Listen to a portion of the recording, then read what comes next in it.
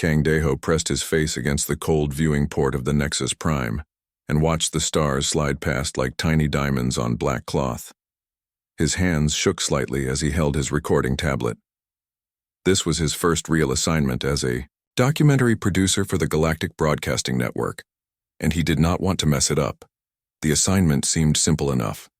Film a new species called humans during their first combat trials. Show the galaxy how these newcomers handled themselves against proper warriors. Most new species either ran away crying or got beaten so badly that the medical teams had to work overtime. Either way, it made for good television. Daeho walked through the ship corridors toward the briefing room. Other crew members nodded at him as he passed. Most were Valerians like himself, tall and thin with crystal-like skin that caught the light. A few were from other species that worked for the broadcasting network. All of them seemed excited about this mission. The briefing room was already full when Daeho arrived. Commander Yoon Sora stood at the front, her crystal features reflecting the light from the wall displays. She was the military liaison for this mission, and Daeho had heard she was very good at her job. "Listen up, everyone," Sora said, her voice clear and strong. "We are approaching the combat station where the trials will take place. Let me tell you what we know about these humans." The wall display showed an image of a small blue and green planet. It looked peaceful and quiet, with white clouds swirling around it like soft cotton. "The humans come from this world in the outer rim," Sora continued. "They call it Earth. Our scouts found them about 3 galactic cycles ago. They had just figured out how to travel faster than light, which means they are still very new to space travel." Daeho made notes on his tablet. New species were always interesting to film. They usually had no idea what they were getting into when they joined the galactic community. "What about their physical abilities?" asked one of the technical staff. Sora touched a control and the display changed to show basic information about human biology. They are average in most ways. Not as strong as Corvins, not as fast as Zephyrians, not as tough as granite folk. Their gravity is a bit lighter than standard, so they might be weaker than expected in normal gravity. "What about their technology?" Daeho asked. "Very basic," Sora replied. "They still use chemical rockets for most of their space travel. Their weapons are mostly kinetic. They throw small pieces of metal at high speed. No energy shields, no plasma weapons, nothing advanced." The room filled with quiet laughter. Kinetic weapons were what most species used before they discovered real technology.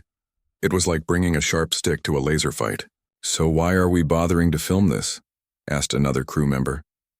"It sounds like it will be over very quickly." Sora smiled, showing her crystal teeth. "That is exactly why we are filming it. The Corvin Dominion has agreed to provide 12 of their champion fighters for this exhibition. The humans have also sent 12 warriors. It will be educational for everyone to see how a new species handles their first real combat." Daeho raised his hand. "Will the Corvins hold back? I mean, we do not want to kill all the humans on their first try." "The Corvins will use standard equipment only," Sora answered. "Basic energy shields, plasma rifles, combat armor, nothing too powerful. The humans should be able to put up some kind of fight before they lose." The briefing continued for another hour. Daeho learned about the combat station where the trials would take place. It was a neutral facility that belonged to no single species. The arena could hold thousands of spectators from different worlds. Multiple species had already bought tickets to watch the human trials. After the briefing, Daeho went back to his quarters to prepare his equipment. He had 3 camera drones that could fly around the arena and record everything. He also had a personal recording device for interviews and close-up shots. As he checked his equipment, Daeho thought about what he expected to see. Most likely, the humans would try to fight bravely for a few minutes. They would use their primitive weapons against the Corvin champions. The Corvins would easily defeat them, but hopefully the humans would show some interesting fighting spirit along the way. The ship's intercom crackled to life. "All crew to stations. We are approaching the combat station." Daeho gathered his equipment and headed for the observation deck. Through the large viewing ports, he could see the station growing larger ahead of them. It was a huge structure, shaped like a wheel with multiple sections. Bright lights marked docking bays and viewing areas. There, said Commander Sora, pointing to a smaller ship approaching from the opposite direction. That is the human vessel. Deho looked where she pointed and felt a moment of surprise. The human ship was not what he expected. Most new species tried to build their ships to look impressive or beautiful. The human vessel looked like it was built purely for function. It was gray and angular with no decorative features at all. It looked like a tool rather than a work of art. It is very plain, Deho commented. New species often focus on practical things rather than appearance, Sora replied. They probably spent all their resources just getting here. The two ships docked at the station at almost the same time. Deho followed the crew through the docking tube and into the station proper. The artificial gravity was set to galactic standard, which was a bit heavier than what Deho was used to. He would need to be careful not to tire himself out while carrying his equipment. The station corridors were full of beings from different species, all here to watch the trials. Deho saw tall corvins with their chitinous armor, small, furry nibblings, chattering excitedly, and several other species he recognized from his studies. The human delegation has arrived, announced a station official over the intercom. They will be meeting with officials in Conference Room 7. Deho hurried toward the conference room, his camera drones following behind him. This would be his first chance to see the humans up close and get some initial footage for his documentary. He arrived at the conference room just as the doors opened and the humans walked out. Deho stopped and stared. The humans looked normal. That was the strangest thing about them. After cycles of filming different alien species, Deho had gotten used to seeing beings that were dramatically different from each other. The humans just looked like slightly built Valerians without crystal skin. But something about the way they moved made Deho feel uneasy. They walked with a fluid coordination that suggested they had worked together for a long time. Their eyes moved constantly, taking in details of their surroundings. Even though they were talking quietly among themselves, they seemed alert and ready for anything. The human who appeared to be their leader noticed Deho and his camera equipment. He walked over with a slight smile on his face. "You must be the documentary crew," the human said in clear galactic standard language. "I am Park Junho. I lead the human combat team." Deho activated his recording equipment and introduced himself. "I am Kang Deho from the Galactic Broadcasting Network. I will be filming your trials for educational purposes." "Educational," Junho repeated, and for some reason his smile got a little wider. "Yes, I think these trials will be very educational for everyone." There was something in the human's tone that made Deho's crystal skin tingle with unease. But he pushed the feeling aside and focused on his job. He had a documentary to make and the real action would start soon. He had no idea that he was about to film something that would change the entire galactic community forever. Deho followed the human team through the station corridors, his camera drones buzzing quietly behind him. The humans walked in a loose formation that looked casual, but somehow felt very organized. They spoke to each other in low voices, using words that his translator could not quite catch. "Tell me about your team," Deho said to Park Junho as they walked. "What kind of training do your warriors receive?" Junho glanced at him with those sharp human eyes. "We train from a young age. Physical fitness, weapons handling, tactical thinking. Nothing too special." "And your weapons?" Deho asked, noticing the simple equipment the humans carried. "They look very basic compared to what the Corvins will bring." "We use what works for us," replied Lee Minho, a shorter human with careful eyes who seemed to be their technical expert. "Kinetic weapons have served humanity well for a very long time." Deho made a note to ask more about that later. Most species moved away from kinetic weapons as soon as they discovered energy technology. The fact that humans still preferred them seemed odd. They reached the equipment preparation area where both teams would check their gear before the trials. The space was divided into two sections, one for each team. The Corvin champions had already arrived and were setting up their equipment. Deho had seen Corvin warriors before, but they still impressed him every time. Each one stood almost 3 meters tall, with thick chitinous armor that covered most of their bodies. Their plasma rifles gleamed with built-in power cells and targeting systems. Energy shield generators hummed at their waists, ready to deflect incoming fire. The Corvin team leader, Champion Yextar, looked over at the humans and made a sound that Daho's translator interpreted as laughter. "These are our opponents?" Yextar asked in his clicking voice. "They look like they would break if I breathed on them too hard." Several other Corvins made similar laughing sounds. One of them picked up a human weapon that had been left on a table and examined it with obvious amusement. "This fires metal pellets," the Corvin said. "How quaint. Do they expect to hunt small animals with these?" Kim Tae-hyung, a human with scars on his hands and face, walked over and calmly took his weapon back. "You might be surprised what these can do," he said quietly. There was something in the human's voice that made the Corvin stop laughing. Tae-hyung's expression never changed, but somehow the air in the room felt colder. Daeho moved his camera drones to get a better view of both teams preparing. The contrast was striking. The Corvins were checking their advanced energy shields and plasma weapons with obvious confidence. They moved like beings who had never lost a fight in their lives. The humans were much quieter in their preparations. They checked their weapons with practiced movements, tested their communication equipment, and studied maps of the arena on their simple tablets. Everything they did seemed efficient and purposeful. "The arena has varied terrain," Lee Minho reported to his teammates. "Hills, valleys, some structures for cover. Standard gravity is 0.8, which should work in our favor." Daeho wondered what he meant by that. Lower gravity usually helped larger, stronger species more than smaller ones. Jiang Wu, another human team member, was examining some kind of small round objects. "Smoke deployment will be limited to initial contact," he said. "After that, we rely on natural concealment." "Smoke deployment?" Daeho asked. "What kind of smoke?" "Concealment smoke," Wu replied without looking up. "Helps with visibility issues during the opening moments." That seemed reasonable enough. Many species used smoke screens to confuse their opponents. Though Daeho noticed that the human smoke canisters looked much more sophisticated than their other equipment. Han Jiwan, a female human with steady hands, was loading her weapon with what looked like simple metal bullets. But when Daeho got a closer look through his cameras, he saw that the bullets had some kind of special tip that gleamed with an unusual color. "What kind of ammunition is that?" he asked. "Standard kinetic penetrators," Jiwan replied.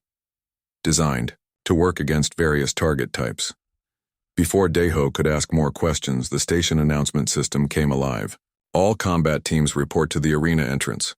Trials will begin in 30 minutes. Spectators should take their seats now." The Corvin team gathered their equipment and headed for the arena with loud, confident voices. They were discussing which of them would get the most kills and whether any humans would last more than 5 minutes. The human team gathered their gear much more quietly.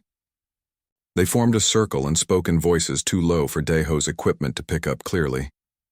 It looked almost like they were praying, but there was something about their body language that seemed more like soldiers receiving final orders. "Are you nervous?" Daeho asked Junho as they walked toward the arena. "Every warrior feels some tension before combat," Junho replied. "But no, I would not say we are nervous." "The Corvins are very confident," Daeho observed. "Confidence can be a good thing," said Shin Hyuk, a quiet human who had not spoken much during the preparation time. "It can also be a weakness." They reached the arena entrance where other members of the media were waiting with their recording equipment. Beings from a dozen different species chattered excitedly about what they expected to see. The betting pools all heavily favored the Corvins, with odds running as high as 50-1 against the humans. Through the entrance tunnel, Daeho could see the arena itself. It was a huge circular space with varied terrain designed to test different combat skills. Hills and valleys provided elevation advantages, while scattered structures offered cover and ambush opportunities. The spectator galleries were nearly full. Thousands of beings from across the galaxy had come to watch this exhibition. Most of them expected to see a quick demonstration of Corvin superiority, followed by a lesson about proper respect for established galactic powers. Final equipment check. announced a station official. Combat teams will enter the arena in 10 minutes. The humans made one last check of their gear. Deho noticed that each team member carried different types of equipment, suggesting they had specialized roles. Some had longer-range weapons, others carried more of those smoke canisters, and a few had equipment he could not identify at all. "Any final thoughts before you enter the arena?" Deho asked, positioning his camera for what he hoped would be an inspiring pre-combat interview. Park Jun-ho looked directly into the camera. His expression was calm, almost peaceful. "We appreciate the opportunity to show the galactic community what humans can do. I think everyone will learn something today. Are you ready to face the Corvin champions?" Junho's smile was barely visible, but somehow it made Deho feel cold. "We have been ready for this for a very long time." The arena entrance opened with a loud grinding sound. Bright lights flooded out from the combat space beyond. The sound of thousands of spectators cheering echoed through the tunnel. "Combat teams enter the arena," came the official announcement. The Corvins charged through the entrance with loud war cries, their weapons held high, playing to the crowd like the experienced gladiators they were. The humans walked through much more quietly, their movements controlled and purposeful. They spread out as soon as they entered the arena, each taking a position that put them in contact with their teammates, but also gave them individual fields of fire. Deho followed with his camera drones, positioning himself in the media observation area where he would have a perfect view of the coming combat. The arena fell silent as both teams took their starting positions. 12 Corvin champions on one side, their energy shields already activated, and their plasma rifles charged and ready. 12 humans on the other side looking small and fragile with their simple kinetic weapons and basic equipment. The countdown began. 10 seconds. 9. 8. Deho focused his cameras on the humans, expecting to capture their final moments of courage before the inevitable defeat. 7. 6. 5. The humans seemed to relax, their breathing becoming slower and more controlled. 4. 3. 2. Park Jun-ho raised his hand in some kind of signal to his team. 1. The combat bell rang, and then Deho saw something that would haunt his dreams for the rest of his life. The humans simply vanished. Deho stared at his camera screens in confusion. One moment, 12 humans had been standing in the center of the arena.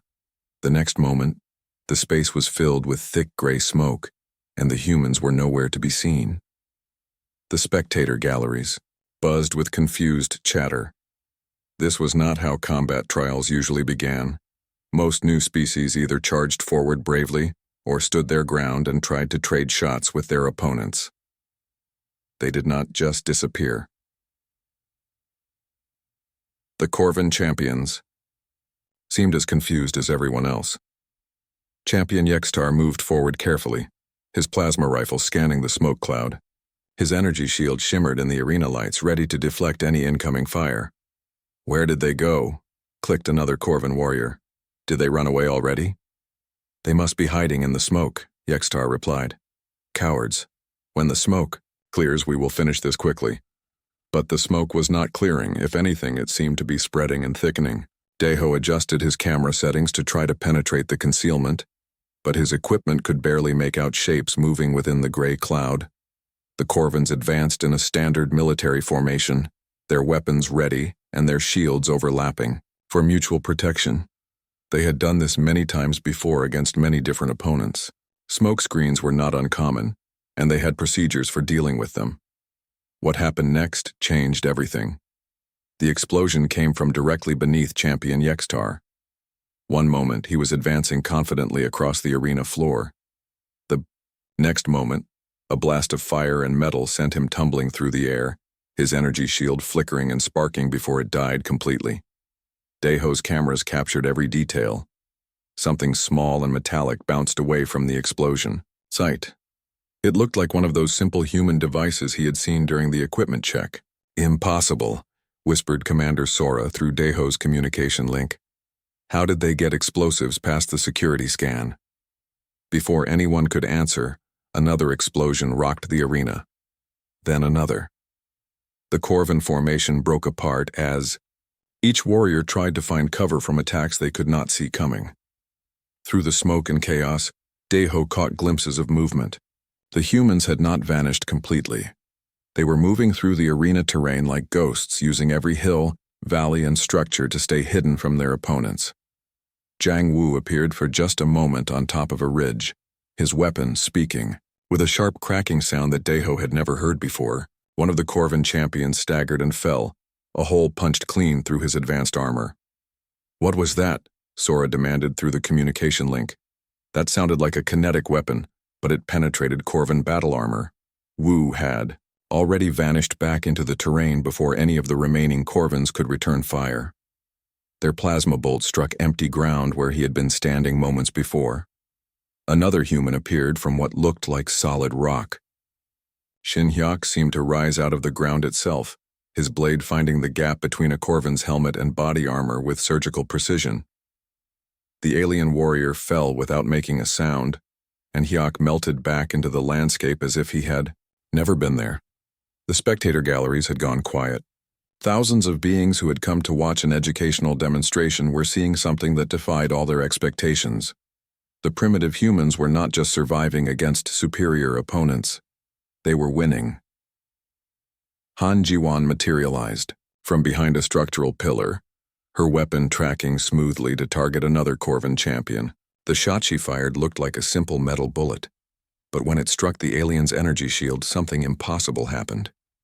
The bullet passed right through the shield as if it was not there. The Corvin champion had time for one confused click before Jiwan's round found its target. He collapsed in a heap of expensive armor and advanced technology, defeated by what looked like the most primitive weapon in the galaxy. "Tungsten penetrators," Commander Sora breathed through the communication link. "They are using density warfare principles. How do they know about that?" Daeho did not understand what she meant, but he kept his cameras recording. Whatever was happening down in the arena, it was unlike anything anyone had ever seen before. More explosions echoed through the combat space. The humans were not just using their strange bullets. They had somehow planted explosive devices throughout the arena, turning the terrain itself into a weapon against their opponents. Oh Sungmin appeared on top of a structure that should have been impossible to climb. His weapon was different from the others, with a longer barrel and more complex sights. When he fired, his shots came with mechanical precision, each one finding weaknesses in Corvin armor that the manufacturers claimed did not exist. 3 shots, 3 fallen Corvin champions. Then Sungmin vanished again before return fire could find him. The remaining Corvin warriors were no longer advancing confidently. They had taken cover behind whatever structures they could find, their plasma rifles searching desperately for targets that seemed to appear and disappear at will. "This is not possible," clicked one of the surviving Corvins. "They are using primitive technology. How are they doing this to us?" Champion Yextar, who had survived the first explosion but was badly wounded, tried to rally his remaining fighters. "Stay together. Form a defensive circle. We can still win this." But the humans had no intention of allowing the Corvins to reorganize. Kim Taehyung appeared in the middle of the alien formation like a deadly shadow, his weapons speaking in rapid sequence. 2 more Corvin champions fell before Taehyung rolled away from their return fire and vanished into the smoke. Lee Minho rose from a position that should have been empty ground, some kind of technical device in his hands. He pointed it at the remaining Corvin energy shields, and somehow all of them flickered and died at the same time. "Electronic warfare," Sora whispered. "They have battlefield electronics we did not detect." Without their shields, the surviving Corvin champions were exposed and vulnerable. The humans pressed their advantage with ruthless efficiency. One by one, the great alien warriors fell to weapons that looked primitive but performed like advanced military technology. Park Junho appeared in the center of the arena, walking calmly through the smoke and chaos. His weapon hung loosely at his side, but his eyes tracked constantly, watching for any remaining threats. "Surrender," he called to the last surviving Corvin champion. "This fight is over." The alien warrior looked around at his fallen comrades, then at the humans who were now visible throughout the arena. They had positioned themselves with professional skill, covering all angles and escape routes. Each human weapon was trained on him with steady precision.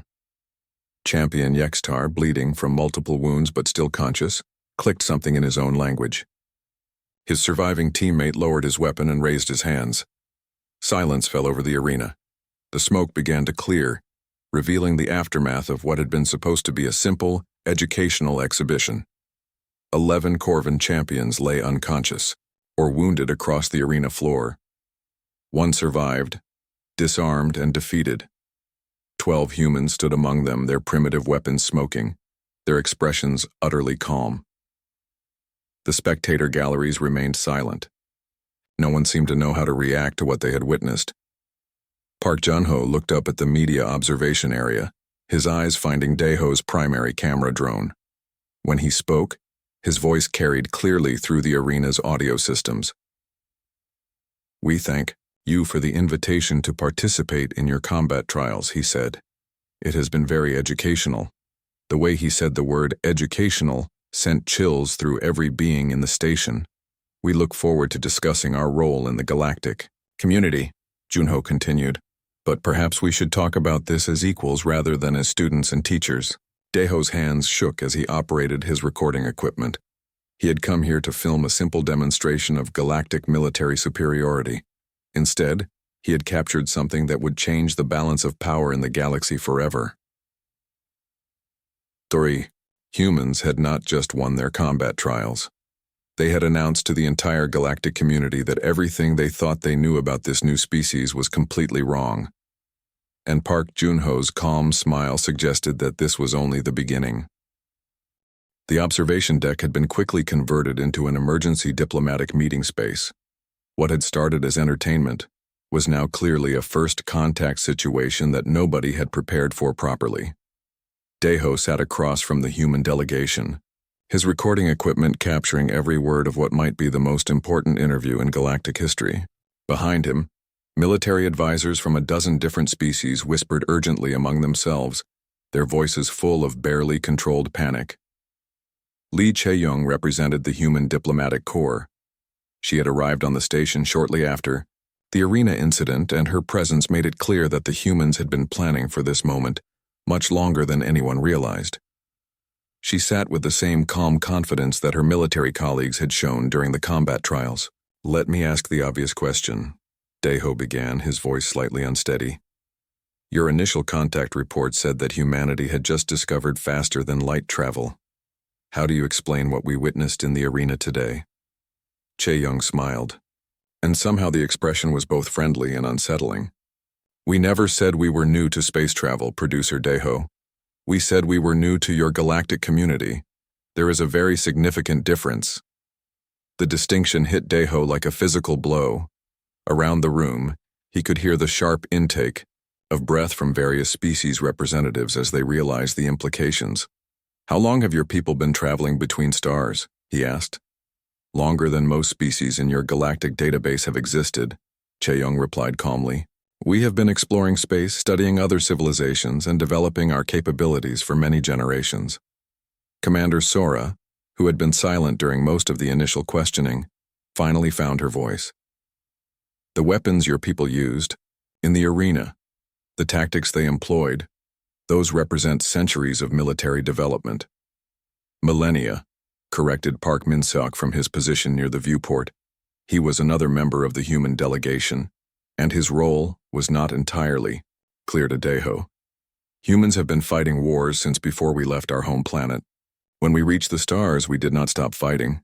We just found more challenging opponents." The words fell into the recycled air of the observation deck like stones into still water, creating ripples of fear that spread to every corner of the room. "What opponents?" Sora asked, though her crystal features suggested she might not want to know the answer. "Pirates mostly, in the early days," Min-seok replied. "Rogue AI systems, hostile alien civilizations that your galactic community never encountered because we dealt with them first. A few species that thought humans would make good slaves or food." He paused, looking out at the stars beyond the viewport. "They learned otherwise." Daeho felt his primary circulation system slow down as the implications became clear. You are saying that humanity has been fighting wars in space while the rest of us thought you were still primitive? We prefer the term selective disclosure, Chae-young said. We have been observing your galactic community for several generations, learning your languages, studying your technology, understanding your military capabilities, and evaluating your political structures. Why? Demanded a representative from the Corvan Dominion, his voice clicking with barely controlled anger. Why hide from us? We were not hiding, Park Min-seok replied. We were being careful. First contact with established galactic civilizations can be dangerous for new species. Many civilizations prefer to incorporate newcomers as junior partners rather than equals. We wanted to understand the situation before we revealed our true capabilities. Daeho reviewed his notes from the initial briefings about humanity. Everything they had been told was not exactly false, but it had been carefully designed to create specific impressions. The humans had allowed the galactic community to discover them when they were ready, not when it happened by chance. The combat trials today, he said slowly, that was not really a test for your people. It was a demonstration for us. Very good, Chae-young said approvingly. You are beginning to understand. Your combat trials were designed to show new species their place in the galactic hierarchy. We thought it would be more educational to show the galaxy our place instead. Around the room, military advisors were frantically updating their threat assessments. The implications of an advanced human civilization were staggering. If humanity had been operating in space for millennia without detection, what else did they know? What other capabilities were they hiding? What do you want from us? Asked a representative from the Zephyrian Trade Alliance. The human delegation exchanged glances before Chae-young answered. The same thing every species wants, a place in the galactic community. But we would prefer it to be a partnership between equals rather than the typical arrangement you offer to new civilizations. The threat in her words was wrapped in diplomatic language, but everyone in the room understood what she was really saying. Humanity was not asking for membership in the galactic community. They were announcing their arrival as a major power and suggesting that existing arrangements might need to change. You have been watching us for generations, Commander Sora said. What have you learned? Many things, replied Park Min-seok. Your military strengths and weaknesses, your economic systems, your political alliances and rivalries, your expansion patterns and territorial disputes, your technological capabilities and limitations. He smiled, and the expression was not entirely pleasant. We know which species can be trusted and which ones cannot. We know who keeps their agreements and who breaks them when convenient.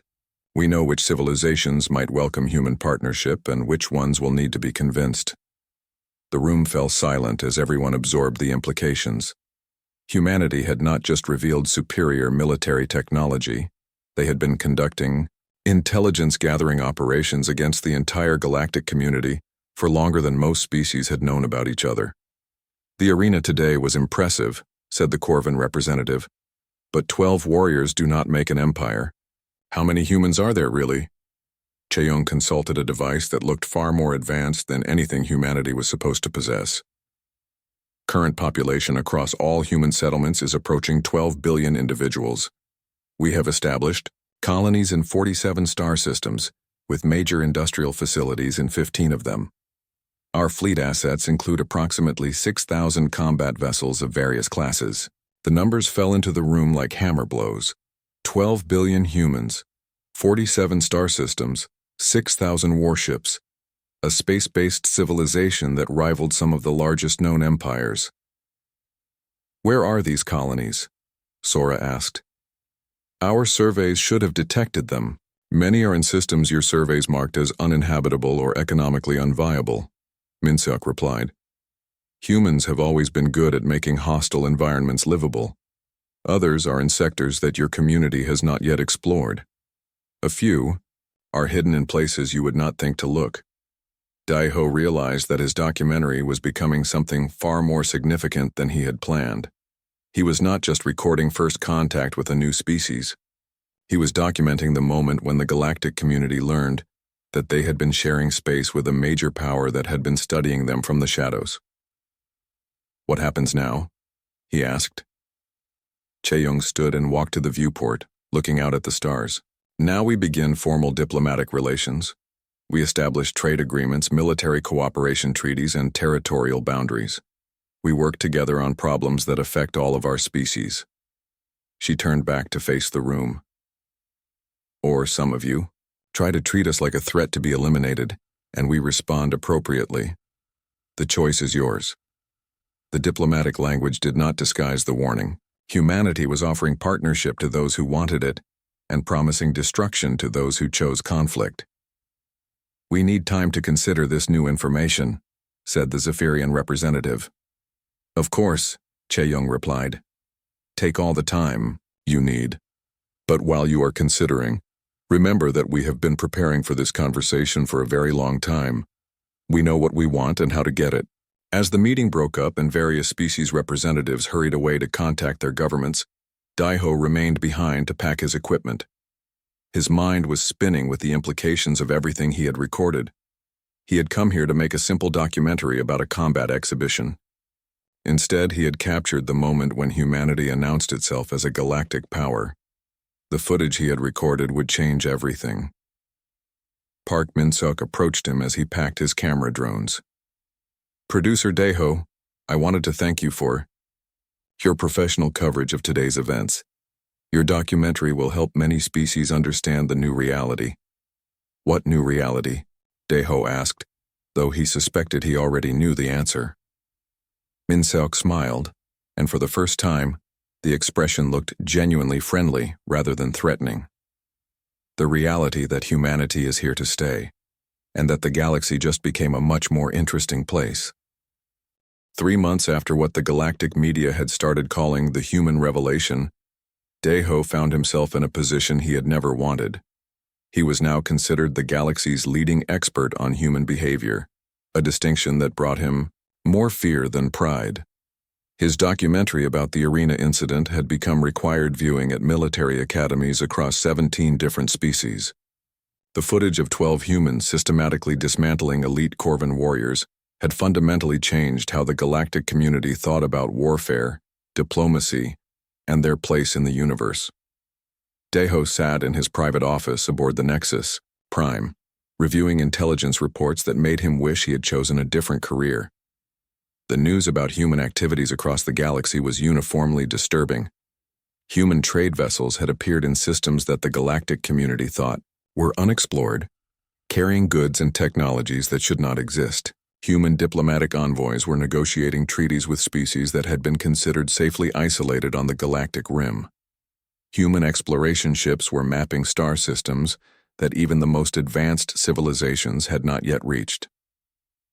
The pattern was clear and terrifying.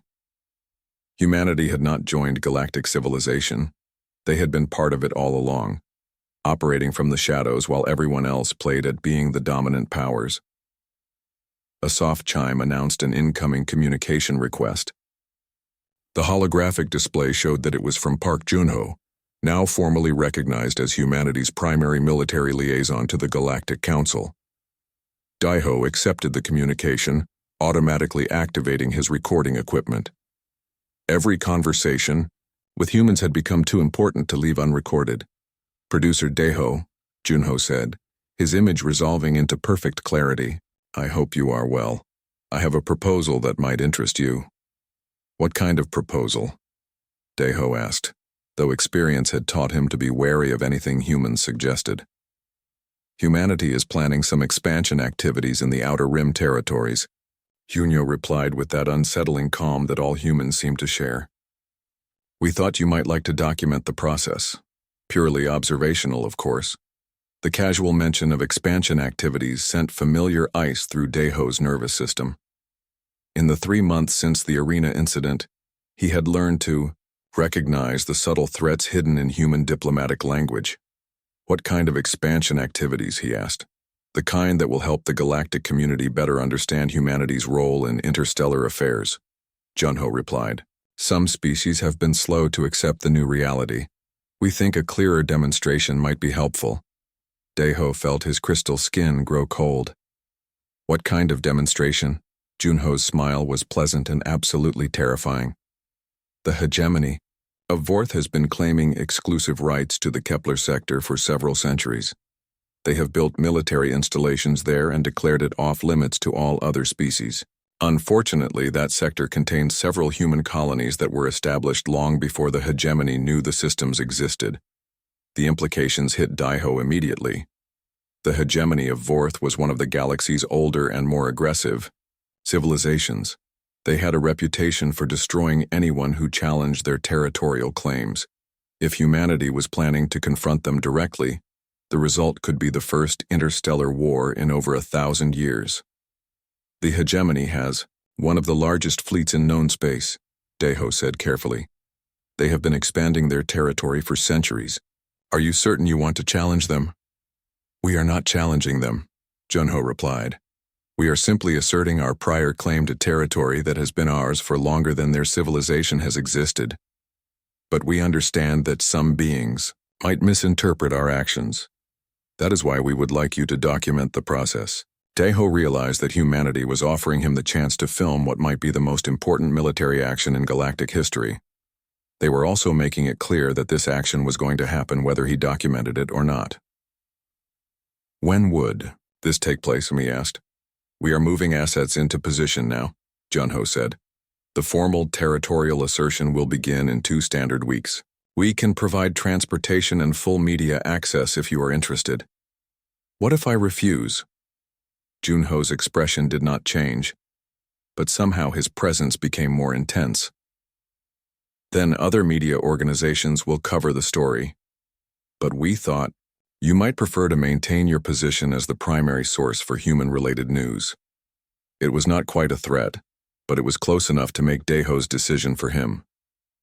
I will need to bring a full camera crew and broadcasting equipment. Of course. We will provide whatever technical support you require. This should be an educational experience for everyone involved. The way Junho said educational reminded Daiho of the arena incident and sent fresh chills through his system after the communication ended. Daiho sat in his office staring at the star charts displayed on his wall screens. The Kepler sector was far from the galactic core, in an area that most civilizations considered strategically unimportant. If humanity had colonies there, they had been placed deliberately to avoid detection. He began researching everything the Ibris, galactic databases contained about the hegemony of Vorth. What he found made him even more nervous about the coming confrontation. The hegemony controlled over 200 star systems with a combined population of nearly 50 billion beings. Their military was built around massive dreadnought-class warships that could destroy planets. They had never lost a major military engagement, and their expansion had been stopped only by mutual defense treaties with other major powers. If humanity was planning to confront this civilization directly, they either had capabilities that far, exceeded what they had revealed so far, or they were about to make a catastrophic mistake. Daiho spent the next week preparing for what might be the most dangerous assignment of his career. He assembled his best camera crew and equipped them with the most advanced recording equipment available. If humanity was about to start an interstellar war, he wanted to document every moment of it. The human transport vessel that picked them up was unlike anything in the galactic databases. It was larger than most battleships but moved with impossible smoothness and speed. The interior was comfortable but clearly designed for function rather than luxury. Welcome aboard the Deep Current, said Captain Kim Soo-young as Daiho and his crew were shown to their quarters. We should reach the Kepler sector in 4 days. How fast are we traveling? Asked Daiho's technical assistant, a young Valerian, named Kang Minjun who specialized in recording space combat. Fast enough, Soo-young replied with a slight smile. Human ships use propulsion systems that are not widely known in the galactic community. As they traveled toward the outer rim, Daiho had opportunities to observe the human crew in action. They moved with the same coordinated efficiency he had seen in the arena fighters, but there was something else. These humans had the confidence of beings who had never known defeat. Captain, he said during one of their conversations, can you tell me what we might expect when we reach the Kepler sector? Soo-young considered the question carefully. The hegemony has approximately 40 warships stationed in the sector, including 3 of their largest dreadnoughts. They have been using those ships to intimidate other species and expand their territorial claims. And humanity's response? We have assets in the area, she replied. Sufficient assets to resolve the situation diplomatically if possible, or militarily if necessary. How many ships? Daeho pressed. Captain Soo-young's smile was pleasant and utterly without warmth. Enough. On the 4th day of their journey, they dropped out of faster-than-light travel at the edge of the Kepler sector. What Daeho saw through the ship's viewports made him understand that humanity's true capabilities were even more frightening than he had imagined.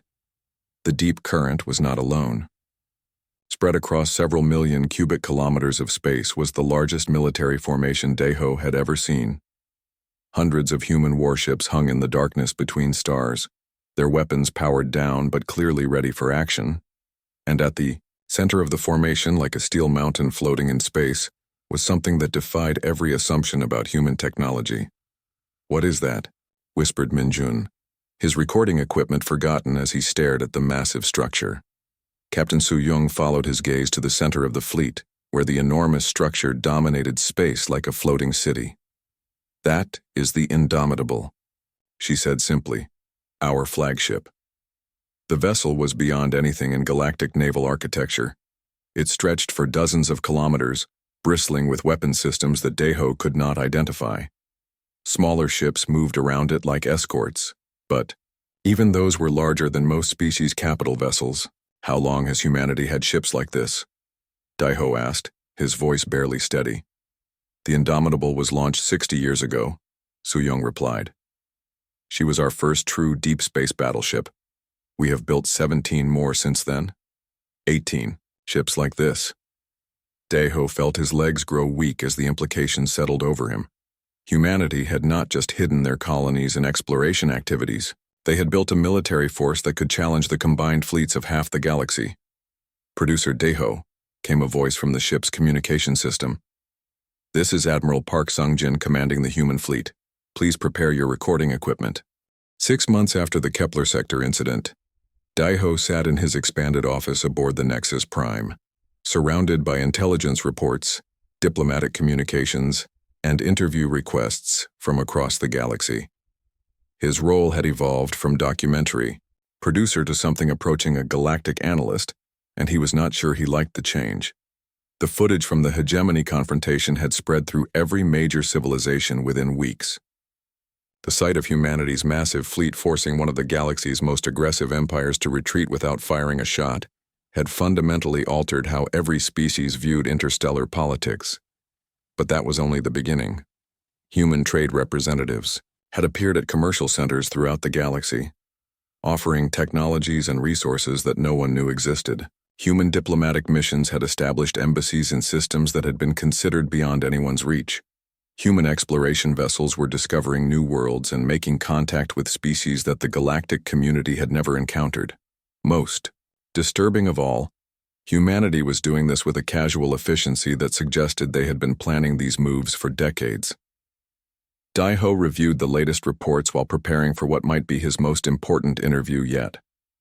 Representatives from 12 major galactic powers were demanding answers about humanity's true capabilities and intentions. The Galactic Broadcasting Network had asked him to conduct a comprehensive assessment for distribution to every known civilization. A soft chime announced his visitor. Lee Chae-young entered the office with the same calm confidence she had shown during their first meeting after the arena incident. But now she carried the formal credentials of humanity's chief diplomatic officer to the galactic community. "Producer Daeho," she said as she took her seat across from his desk. "Thank you for agreeing to this interview. I understand there are many questions about humanity's recent activities." Daeho activated his recording equipment and settled back in his chair. "Chief Officer Chae-young, let me ask directly what everyone wants to know. How large is human civilization really?" "Larger than most species realize," she replied without hesitation. "Our current population is approaching 15 billion individuals across 63 star systems. We have major industrial facilities in 22 systems, research installations in 31 systems, and defensive positions in all systems under human control." The numbers had grown since their first interview, suggesting that humanity was either expanding rapidly or simply revealing assets that had been hidden before. "Your military capabilities?" he pressed. Sufficient to defend our interests and support our allies, Chae-young said diplomatically. We currently maintain approximately 8,000 combat vessels of various classes, supported by fixed defensive installations and mobile support platforms. 8,000 warships. Daiho felt the familiar chill as he realized that humanity possessed one of the largest military forces in known space. Why reveal all of this now? He asked. Your people clearly could have remained hidden for much longer. Chae-young was quiet for a moment, considering her answer carefully. Because the galactic situation is becoming unstable in ways that threaten everyone's long-term survival. Species are expanding into territory without proper surveys. Trade disputes are escalating into military conflicts. Some civilizations are developing technologies that could be dangerous if misused. She leaned forward slightly, her expression growing more serious. Humanity has been observing these trends for generations. We believe it is time to take a more active role in galactic affairs before problems become crises. What kind of active role? Partnership with species that share our values. Economic cooperation that benefits everyone involved.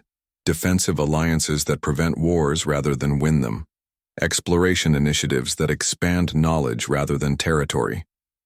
The words sounded reasonable, but Daiho had learned to listen for the implications behind human diplomatic language, and for species that do not want to partner with humanity. Chae-young's smile was pleasant and absolutely cold. We respect every species' right to choose their own path, but we also expect them to respect our rights and those of our allies. Actions have consequences, and some consequences can be quite severe. Before Daiho could ask for clarification, his communication system chimed with an urgent priority message. The display showed that it was from Commander Sora, and her crystal features were tight with concern. Producer Daiho, I apologize for interrupting your interview, but we have a situation developing that requires immediate attention. What kind of situation? Daiho asked, though he suspected he already knew. The Corvan Dominion has issued a formal military challenge to humanity. They claim that the arena incident was a fluke and demand a proper military trial to determine humanity's true capabilities. Daiho felt ice form in his primary circulation system.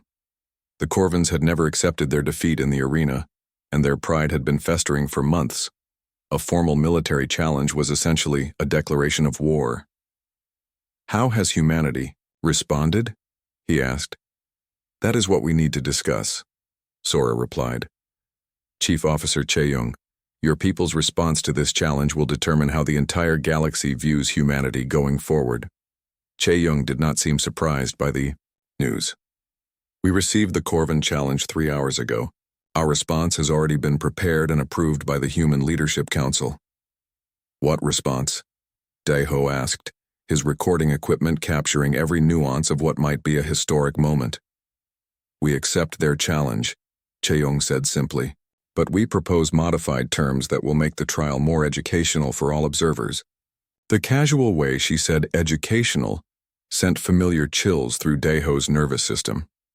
What modifications? Sora demanded. The Corvans have challenged humanity to a fleet engagement to demonstrate our true military capabilities. We agree to this, but we suggest that neutral observers from all major galactic powers be present to witness the encounter.